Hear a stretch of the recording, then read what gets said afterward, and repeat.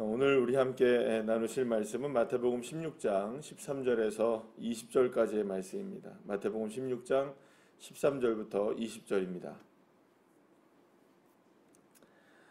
우리 함께 합독하시겠습니다. 예수께서 빌립보 가이사랴 지방에 이르러 제자들에게 물어 이르시되 사람들이 인자를 누구라 하느냐 이르되 더러는 세례 요한 더러는 엘리야 어떤 이는 예레미야나 선지자 중에 하나이다. 이르시되 너희는 나를 누구라 하느냐 시몬 베드로가 대답하여 이르되 주는 그리스도시요 살아계신 하나님의 아들이시니이다. 예수께서 대답하여 이르시되 바요나 시몬아 내가 복이 있도다.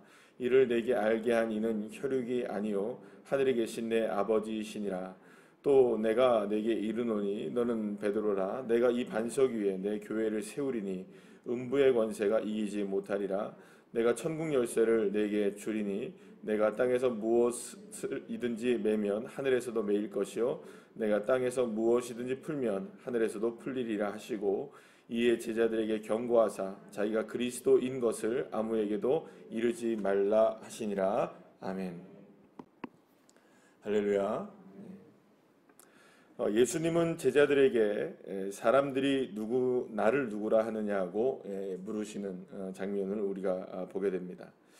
자, 그러자 제자들이 사람들이 예수님에 대해서 어떻게 이야기하는지에 대한 부분들을 예수님에게 말씀을 합니다.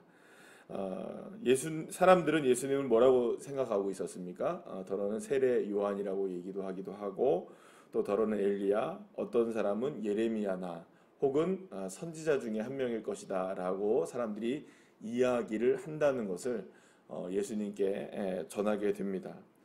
물론 여러분들 이러한 그 평가가 그 당시에 본다면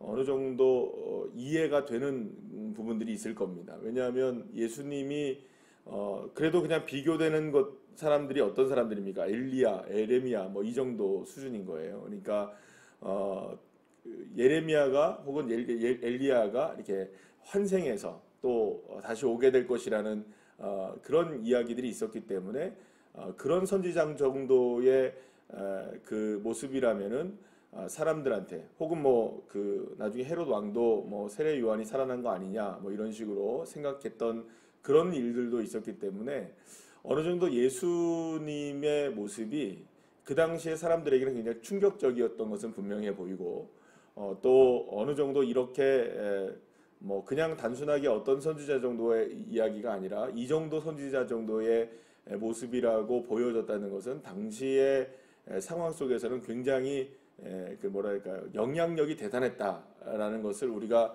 생각할 수는 있을 것입니다. 그러니까 이 장면만 보자면은 그러면 예수님 대단히 성공했네라고 생각할 정도도 됩니다. 그러니까 왜냐하면 이 정도의 선지자의 반열에 지금 누가 오르게 됐다는 것을 사람들이 인정했기 때문에 예수님이 그 정도 반열에 오른 것을 인정했기 때문에 나름대로는 이게 나쁘지 않은 그런 정도의 모습이라고 볼 수가 있는 것입니다.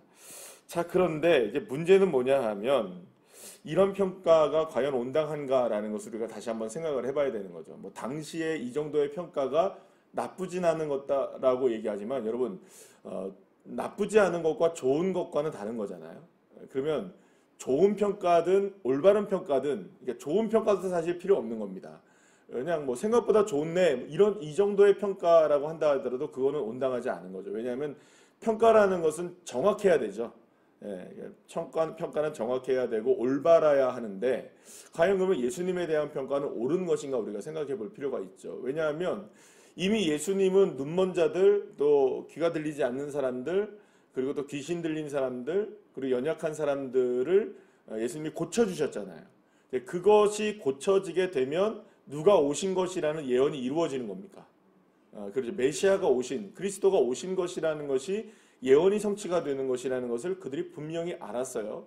그래서 그들도 눈앞에서 예수님이 그렇게 그런 사람들을 고치는 것을 보시고 나서는 이분이 누구일 것이라는 생각을 한 겁니까? 사람들의 입으로 이분이 메시아일 것이라는 이야기를 하기 시작했던 상황이었습니다. 그러면 적어도 예수님이 어느 정도의 선지자의 수준의 반열이 아니라 사람들은 이미 예수님이 어느 정도의 사람이라는 것을 인식하기 시작했던 것인가요? 메시아라는 수준의 사람이라는 것을, 그러니까 메시아라는 수준에 있다는 것을 이미 알고는 있었어요. 그러니까 자기들이 인식하기 시작을 한 거죠. 누구의 수준이라는 것을, 메시아의 수준이라는 것을 인식을 했어요. 그런데 메시아라고 이해를 했었어도 아직까지 뭘 못하고 있는 겁니까? 고백은 못하고 있는 거예요. 이해가 되십니까? 그러니까 어느 정도의 수준이라고 깎아내리는 거죠, 지금. 그러니까 예수님이 원래는 누가 봐도 지금 어떤 수준입니까? 메시아의 수준인 거예요. 그런데 메시아의 수준인데 예수님을 평가절하해서 지금 뭐라고 얘기하는 걸까요? 선지자의 반열이야. 이렇게 얘기하고 있는 거거든요. 그러니까 사실은 앞에 있는 부분만 보게 되면 예수님의 평가가 그리 나쁘지 않은, 뭐 그렇게 뭐 썩 좋진 않지만 뭐 그래도 이 정도면 성공적인, 이렇게 얘기할 수는 있을지 모르지만 온당하지 않는, 정당하지 않은 평가를 지금 사람들이 내리고 있다는 거죠. 원래는 자기들도 다 알고 있어요. 예수님이 메시아의 수준에서 지금 뭔가를 보여주고 계신다는 것을 알고는 있다는 거예요. 그런데 그걸 고백은 못하고 있었던 거죠. 자, 이런 차이점이 지금 있는 거예요. 세상 사람들은. 이해가 되시죠? 상황이라는 게 이해가 되실 거예요. 자, 그런데 예수님이 제자들에게 묻습니다. 그러면 여러분 생각해 보세요. 왜 예수님이 먼저 세상 사람들을 묻고 제자들에게 물었는지에 대한 부분 생각해 보면, 그나마 세상 사람들은 지금 메시아라는 수준으로 알고는 있어도 그렇게 고백하지 못하는 거는 예수님을 잘 모르기 때문이라고 생각할 수 있는 거예요. 예수님을 늘 언제나 가까이서 보고 있었던 그러면 제자들. 그러니까 나름대로는 세상에 살아가고 있지만 그래도 누구와 함께 있으니까, 예수님과 함께 있으니까 이 사람들의 평가는 그러면 어떨 것인가라는 것을 예수님이 물어본 겁니다. 그랬더니 너희들은 그러면 나를 누구로 하느냐 했더니 베드로가 딱 나서서 뭐라고 얘기합니까? 너무나 유명한 고백이죠. 주는 그리스도시고 살아계신 하나님의 아들이십니다 라는, 그러니까 말하자면 정확하게 얘기하면 예수님은 메시아이십니다 라고 얘기한 것과 똑같은 얘기예요. 주는 그리스도이시고 살아계신 하나님의 아들이십니다 라는 정말 빈틈이 없고 완벽한 고백을 해냅니다. 이것을 해냈던 베드로는 그래서 칭찬을 받기 시작하죠. 자, 그런데 베드로가 칭찬을 받은 것이 아니라 무엇을 칭찬받은 것일까요? 이런 고백 자체가 칭찬을 받은 것이죠. 자, 그런데 여기서 이제 그렇다면 어떻게 해서 이 베드로가 이런 고백을 할 수 있었는가라는 거예요. 그러니까 베드로로서는 이런 거죠. 제자들도 그렇고 마찬가지고 베드로로서도 지금 계속 예수님을 따라다니다 보니까 예수님이 메시아라는 걸 부인할 수가 없는 거예요. 왜냐하면 눈앞에서 지금 보여주고 있는 일들이 다 어떤 일들이에요? 메시아가 아니면 할 수 없는 일들이에요. 눈앞에서 막 5,000명이 먹고 4,000명이 먹고 무리를 걸어오시고 풍랑을 잠잠케 하고 막 그런 눈 멀고 귀 멀고 말 못하는 사람들, 막 이런 사람들이 고침을 받고 중풍병자가 살아나고 귀신들이 떠나가고, 근데 말만 하면 이루어지고, 그죠? 옷자락이 되면 막 나음을 입고. 여러분들 이걸 어떻게 메시아가 아니라고 이야기할 수가 있겠어요? 눈 앞에서 늘 지금 계속 보고 있는데. 그러니까 부인할 수 없었던 거죠. 그래서 그렇게 고백을 하게 되었던 거예요. 자, 그런데 굉장히 의미심장한 말씀을 예수님이 하십니다. 17절 말씀을 보시면 시몬아 내가 복이 있다. 그러면서 뭐라고 얘기하십니까? 이를 내게 알게 한 이는 혈육이 아니요 하늘에 계신 내 아버지이시니라 라고 말씀합니다. 자, 그러면 이 말을 거꾸로 좀 달리 얘기하면 세상 사람들은 더러는 예수님을 세례 요한이라고 얘기를 하고 엘리야라고 얘기도 하고 예레미야라고 얘기도 하고 선지자라고 얘기했던 이유는 뭘까요? 나오잖아요. 혈육 때문에 그런 거죠. 예, 이해가 되십니까? 그러니까 예수님에 대한 제대로 된 평가를 하지 못하고 있는 이유는 그 사람들이 지금 혈육에 얽매여 있기 때문이고, 베드로가 지금 이렇게 멋지게 주는 그리스도시고 살아계신 하나님의 아들이십니다라고 믿음으로 멋지게 고백해낸 이유는 어디에 있는 겁니까? 그거는 혈육의 문제가 아니라 그걸 뛰어넘는 하나님의 은혜 때문이다. 이렇게 얘기를 하고 계시는 거예요. 자, 그러면 무엇이 똑같은 거를 봐도 인식을 할 수 있어도 무엇이 예수님을 그리스도라고 보기도 하고 그냥 평범한 사람이라고도 보기도 하느냐. 그러니까 예수님은 똑같죠. 그러니까 예수님은 세상 사람들이나 제자들이 본 건 똑같습니까? 안 똑같습니까? 똑같은 걸 봤어요.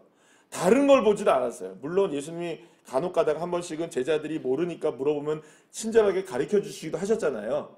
그런 것을 제외하고는 거의 뭐 다를 바가 없는 것들을 경험했어요. 오병이어 똑같이 경험했잖아요. 그죠? 수많은 병자들이 고침을 받을 때 그들도 옆에 자리에 있었잖아요.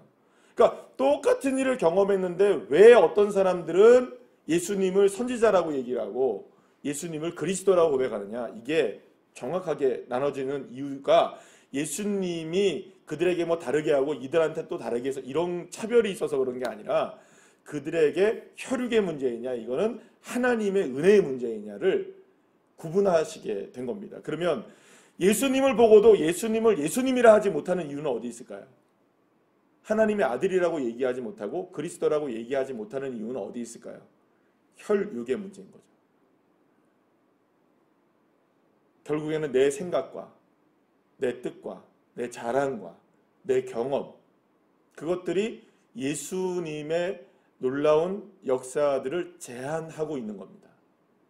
그런데 예수님의 놀라운 능력을 나의 것으로 만들 수 있는 유일한 한 가지 일은 내 혈육을 내려놓고 누구의 뜻을 구할 때 아버지 하나님의 은혜를 구하고 뜻을 구할 때 그것은 비로소 메시아의 능력이 나에게도 동일한 능력으로 역사가 일어나게 되는 거죠. 그래서 예수님이 뭐라고 얘기하시냐면 시몬아 너가 복이 있다라고 얘기하면서 베드로에게 네가 이제 반석 위에 그 교회를 세울 것이고 음부의 권세가 이기지 못할 것이다 라고 얘기해요. 그러니까 교회는 베드로에게 세워진 것이 아니라 무엇 위에 세워진 겁니까? 베드로의 신앙의 고백 위에 세워진 거죠. 그러니까 여러분 이거를 착각해서 뭐 그 천주교 같은 경우는 베드로가 무슨 뭐 교회다 뭐 이런 식으로 교황이 교회예요. 걔네는 그 친구들은 교황 자체를 교회로 보고 있어요. 그래서 교황이 굉장히 중요하죠. 근데 교회는 베드로가 교회가 아니고요. 이 신앙 고백이 교회예요. 왜냐하면 여기서 분명히 예수님이 얘기하시잖아요. 뭐런 얘기합니까? 이것을 알게 하신 이는 혈육이 아니잖아요. 그러면 베드로는 아닌 거예요. 그럼 누가 알게 하신 겁니까? 하나님이 알게 하신 거니까 하나님이 고백하게 하신 그 고백이 교회인 거예요. 그러면 교회가 세워진다는 말은 하나님의 나라가 세워진다는 의미가 있습니다. 여러분 믿으시기 바랍니다. 그러니까 교회가 세워지는 건 하나님의 나라가 세워지게 되는 거예요. 그럼 하나님의 나라가 세워지는 것은 무엇을 통해서 세워지느냐? 고백 위에 세워지는 겁니다. 어떤 고백? 주는 그리스도시고 살아계신 하나님의 아들이시다. 자, 그러면 그 고백 위에 하나님은 천국의 열쇠를 주시는데 땅에서 메고 풀면 이루어지게 하시는, 그렇죠? 그 놀라운 역사들을 그 믿음의 고백을 하는 사람들에게 주님께서 베풀어 주시겠다는 겁니다. 할렐루야. 놀라운 하나님의 은혜이죠. 우리가 세상에 살아가면서 하늘의 열쇠를 얻을 수 있는 방법이 뭐가 있느냐? 예수님을 주로 고백하고 예수님을 하나님의 아들로 고백하는 그때의 놀라운 역사를 우리가 경험할 수 있게 되는 거예요. 여러분 그러면 예수님을 주로 고백하고 예수님을 하나님의 아들이신 메시아로 고백하는 데 있어서 그러면 한 가지만 더 나가보게 되면 걸림돌이 발견돼야만 하는 거죠. 뭐가 예수님을 그리스도로 고백하는데 발견되어질 수밖에 없을까요? 지난번에도 새벽 예배 때 말씀을 드렸는데 결국에는 우리가 하나님의 은혜를 갈망하고 뭐 혈육을 저버리고 하나님의 은혜를 갈망하며 살고 이렇게 믿음으로 고백을 하려고 해도 마지막 순간에 딱 걸려 넘어가는 한 가지가, 이걸 반드시 넘어가야 하는 한 가지가 있는 거예요. 이게 뭘까요? 이게 죄의 문제인 거죠. 그러니까 결국에는 예수님이 계속 한 가지 한 가지씩 나가면서 어디로 지금 계속 몰아가고 계시나요? 인간의 이 죄의 문제로 쭉 몰아가고 계시는 거예요. 그래서 결국에는 우리가 이 모든 문제를 다 해결해야 하는데 해결하려면 마지막에 걸림돌이 되는 그것이 우리 인간의 죄의 문제라는 것이 분명하게 각인되어지고 드러날 수밖에 없어요. 왜냐하면 여러분들 혈육의 문제를 제거하려면 뭘 해야 합니까? 죄의 문제를 알아야 돼요. 내가 죄인이라는 걸 깨닫지 않으면 혈육의 문제를 제거할 수가 없는 거예요. 하나님의 은혜를 갈망하려고 하니까, 하나님의 나라를 살려고 하니까 결국에는 걸림돌이 뭡니까? 죄의 문제라는 걸 알게 되는 거죠. 그래서 예수님이 우리의 죄를 위해서 십자가에 지셨다는 사실을 고백하지 않을 수 없게 되는. 그래서 우리의 인생의 모든 문제는 어디서부터 출발돼야 되냐? 내가 죄인이라는 것을 인식하면서부터 출발되는 거죠. 그래서 이제 예수님의 십자가의 은혜로 지금 계속 흘러가게 되는 것을 이제 성경의 마태복음의 흐름 속에서도 보여지게 되는 겁니다. 왜냐하면 우리가 하나님 나라를 살아가야 되니까. 사랑하는 여러분, 저와 여러분에게 이미 예수 그리스도의 그 하늘의 권세가 주어진 줄 믿으시길 바랍니다. 믿으십니까? 우리가 예수의 이름으로 구하면 여기서 말씀하신 것처럼 땅에서 무엇을 이든지 매면 하늘에서도 매일 것이고 땅에서 무엇인지 풀면 하늘에서도 풀릴 줄 믿으시길 바랍니다. 아무에게나 주어진 게 아니에요. 혈육을 내려놓는 사람들에게. 혈육을 내려놓는 사람들에게. 자, 그런데 마지막으로 한 가지만 더 우리가 생각해 볼 필요가 있습니다. 이 고백이 지금 어디서 이루어졌느냐? 13절에 보면 예수님이 제자들과 함께 어디에 있습니까? 지금 13절에 보시면 빌립보, 가이사라. 어디서 많이 들어본 지역입니다. 그죠? 가이사라 빌립보라고도 얘기하고 빌립보 가이사라고도 얘기하는데, 이 지역은 어디냐 하면 이스라엘의 최북단 지역입니다. 그래서 헬몬산이라는 곳이 있는데, 그 헬몬산에서 흘러나오는 굉장히 많은 풍부한 물이 거기에서 나와요. 그래서 그 물이 모이는 곳이 이제 가이사라 빌립보라는 지역인데, 여기 도시가 너무 아름다워요. 그래가지고 로마의 황제가 가이사잖아요. 가이사. 예, 황제를 가이사라고 얘기합니다. 그러니까 이 가이사가 로마의 황제가 각각의 속국들마다, 그러니까 식민 지배하는 나라들마다 황제의 이름을 붙여놓은 도시가 있는 거예요. 거기에는 완전히 뭐 황제의 도시라고 얘기를 하고 아름다운 도시, 그래서 완전히 계획된 도시. 그러니까 말하자면 정말 말하자면 너무나 아름다운 도시로 만들어 놓는. 그리고 거기에는 황제를 숭배하는 신전들이 있고, 그 다음에 우상을 섬기는 신전들이 만들어지는 그런 도시가 황제의 도시였던 거예요. 근데 그 도시가 어디입니까? 가이사라 빌립보였던 거예요. 그러면 여러분 보세요. 예수님이 지금 갈릴리에서 계속 사역을 하시다가 어디로 갑자기 올라가신 겁니까? 쭉 북쪽으로 끝까지 굳이 거기까지 가셔가지고 뭐 다른 데서 하셔도 되는 얘기예요. 그죠?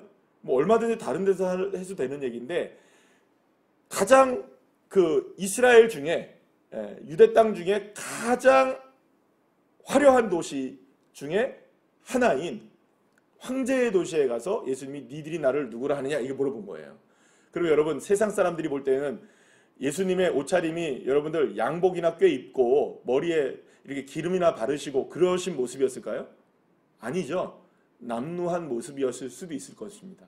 왜냐하면 늘 사는 데가 정해지지 않고 늘 그렇게 살아가시는 분이시니까. 자, 그런데 그렇게 뭐 썩 그렇게 뭐 멋지게 보이지 않는 그런 모습 속에 황제의 도시 가운데 서서 너희들은 나를 누구라 하느냐 했던 것은 지금 무엇과 무엇을 비교하라고 이야기하는 걸까요? 17절 말씀으로 얘기하면 혈육과 하나님의 은혜를 구분하고 계시는 거죠. 혈육으로 본다면 예수님 남루하죠? 고백하기 힘들죠? 메시아라고 인정하기 힘든 겁니다. 혈육으로 보면. 이 삐까번쩍한 황제의 도시와 예수님과 비교했을 때 누가 더 위대하고 누가 더 크고 누가 더 화려해 보입니까? 세상의 황제가 훨씬 더 화려해 보일 수 있는 거죠. 그러한 세상 속에 우리가 살아가도 혈육의 문제는 아니라는 거예요. 그럼 우리가 누구의 은혜를 바라봐야 되나요? 하나님의 은혜를 바라보며 예수 그리스도를 우리가 구주로 섬기고 믿고 주는 그리스도시고 살아계신 하나님의 아들이십니다라는 고백을 하며, 그러니까 아무리 우리의 삶에 혈육의 문제들이 펼쳐진다 할지라도, 아무리 어떤 상황이 우리에게 펼쳐진다 할지라도, 우리의 삶에 어떤 문제든 뭐 희로애락의 문제든 어떤 문제들이 펼쳐진다 할지라도, 그곳이 어디이든, 그곳이 무슨 뭐 완전히 대단한 곳이든 아주 뭐 형편없는 곳이든 그런 것과 상관없이 우리가 그곳에서도 혈육의 문제를 넘어서서 하나님의 은혜로 예수 그리스도를 나의 구주로 고백할 수 있다면 우리는 이미 열쇠 받은 사람들입니다. 믿으십니까? 그리고 여러분들이 위해 이미 하나님의 나라가 건설되고 있는 것이죠. 그리고 우리가 하나님의 나라 안에 우리는 살아가고 있는 것이죠. 이 믿음으로 여러분들 우리가 당당하게 하나님 나라 열쇠 가진 사람들로, 할렐루야, 우리 어떤 상황에서도 혈육에 우리가 우리 얽매이지 않고 세상에 얽매이지 않고 주님을 바라볼 수 있는 믿음의 사람들이 되시기를 간절히 축복합니다. 기도하시겠습니다.